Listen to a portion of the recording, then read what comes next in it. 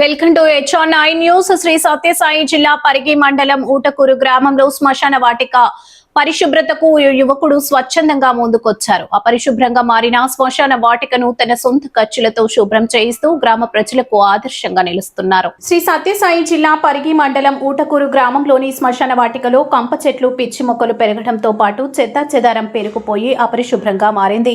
ఈ పరిస్థితిని గమనించిన వెంకటాపురం ఈశ్వర్ శ్మశాన వాటికను పరిశుభ్రంగా తీర్చిదిద్దేందుకు ముందుకొచ్చారు.